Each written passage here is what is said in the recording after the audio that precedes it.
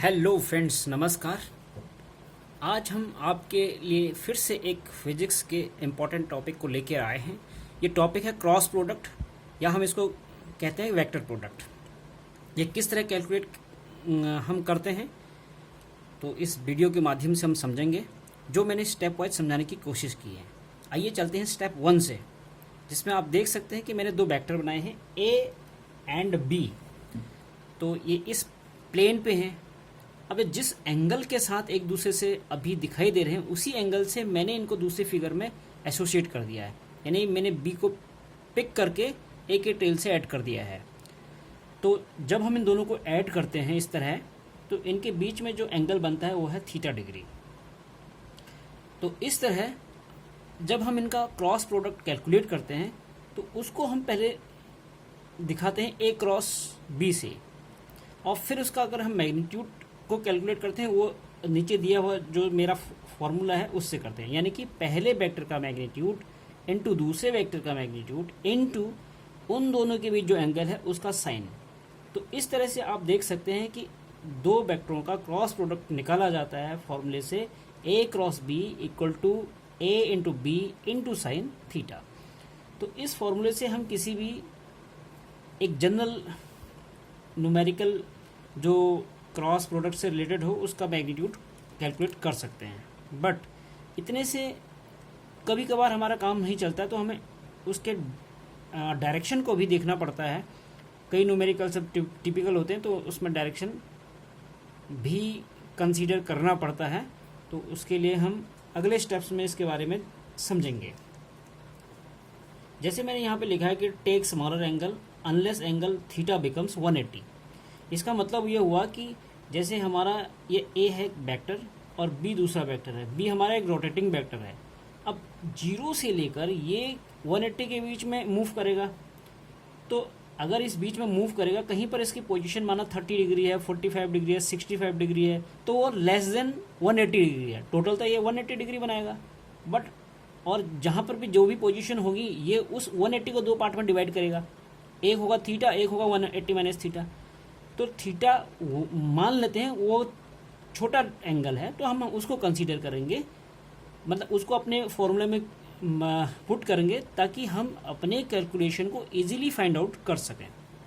बड़ा भी कर सकते हैं, बट बड़े के लिए फिर हमें उसके डायरेक्शन को भी और उसके एंगल को थोड़ा सा और समझना होगा कि हम उसको कैसे रख सकते हैं। वो हमारे लिए थोड़ा सा, जहाँ पर हम किसी न्यूमेरिकल को 1 मिनट में करने वाले हैं, हो सकता है वहाँ 1.5 मिनट या 2 मिनट में करें, क्योंकि हमें उसमें डायरेक्शन भी कंसीडर करनी पड़ती है। तो पहला ये न्यूमेरिकल करते समय ये ध्यान दें। दूसरा है कि अगर स्पेशल एंगल है, माना थीटा 0 डिग्री है या 90 डिग्री है, 180 डिग्री है, तब इनकी वैल्यू क्या क्या हो सकती है।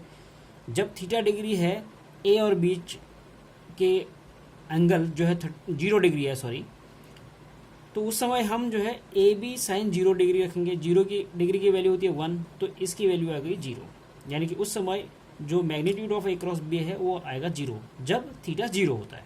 जब थीटा होगा 90 डिग्री, उस समय हम थीटा की जगह लिखेंगे 90 डिग्री, तो साइन 90 डिग्री होता है 1। 1 से ए बी को मल्टीप्लाई किया तो ए बी आया, उस समय magnitude of a cross b होगा ए बी।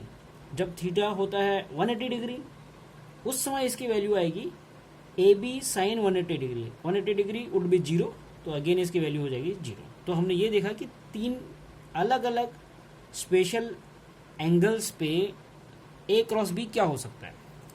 अब चलते हैं नेक्स्ट स्टेप में, जो कि इम्पॉर्टेंट स्टेप है इस टॉपिक का। स्टेप 3 मैंने उस पर रेड मार्क से स्टार भी बनाया है।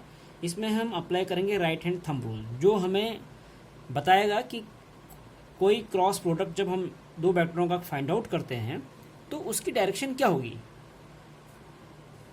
तो प्रॉपर्टी 1 में मैंने लिखा है क्रॉस प्रोडक्ट और vector product is non commutative.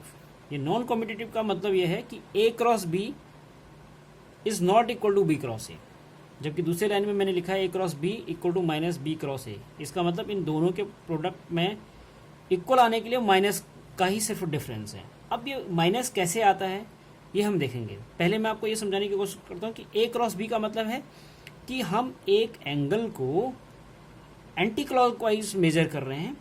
जब हम बी क्रॉस ए कर रहे हैं तो हम उसको वो क्लॉकवाइज मेजर कर रहे हैं। अब वो कैसे, मैं एक एग्जांपल के थ्रू आपको समझाने की कोशिश करता हूँ कि ये राइट हैंड थंब रूल कैसे वर्क करता है।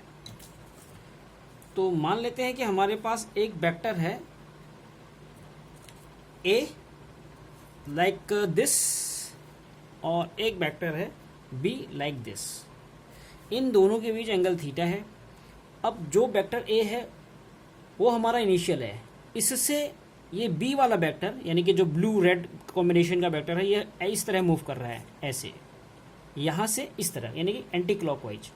तो जब एंटी क्लॉकवाइज मूव कर रहा है तो हम क्या करते हैं, इसका क्रॉस प्रोडक्ट का जो डायरेक्शन है उसको फाइंड आउट करने के लिए हम इस ए वेक्टर के अलोंग अपने थंब को अपने पाम को रखते हैं परपेंडिकुलर और अपने अंगुलियों को मोड़ते हैं बी वेक्टर की डायरेक्शन में, क्योंकि वो इस डायरेक्शन में मूव कर रहे हैं, उसी डायरेक्शन में हम अपने अंगुली को मोड़ते हैं और जो थंब का है उसको हम इस प्लेन के परपेंडिकुलर रखते हैं इस तरह।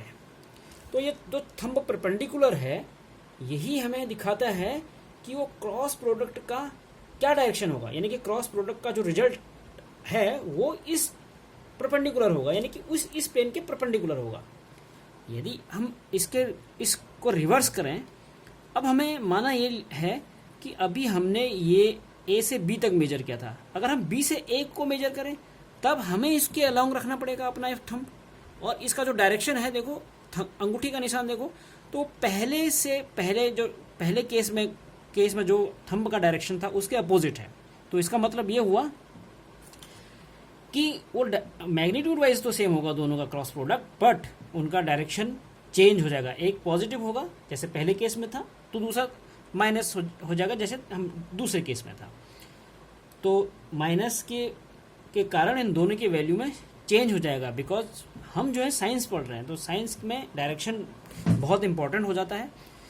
और एक एग्जांपल के थ्रू समझें तो जैसे कि आप किसी से उधार ले रहे हैं, तो 1 लाख उधार लेने में ये केस है 1 और 1 लाख अर्न करने में ये केस है दूसरा। दोनों में फ़र्क है ना वैल्यू में, वैल्यू वाइज 1 लाख है, बट नेचर आप समझोगे उसका तो आपको समझ में आ जाएगा। एक अर्न करने में आपके पास पॉजिटिव आप रहेंगे, और जब आप किसी से कर्ज लेंगे 1 लाख का तो आप नेगेटिव रहेंगे। तो आप समझ सकते हैं कि इसमें प्लस और माइनस का क्या रोल है। तो साइंस में ये बहुत इंपॉर्टेंट पॉइंट है, इसको कंसीडर करना साइन को कि वो पॉजिटिव है या नेगेटिव है।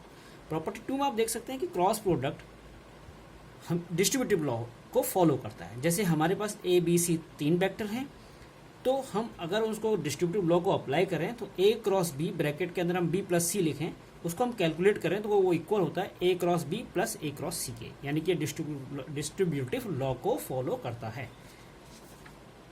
अब आइए चलते हैं नेक्स्ट पॉइंट, यानी कि नेक्स्ट प्रॉपर्टी 3rd। हमने पहले प्रॉपर्टी 2 पढ़े थे, अब तीसरा।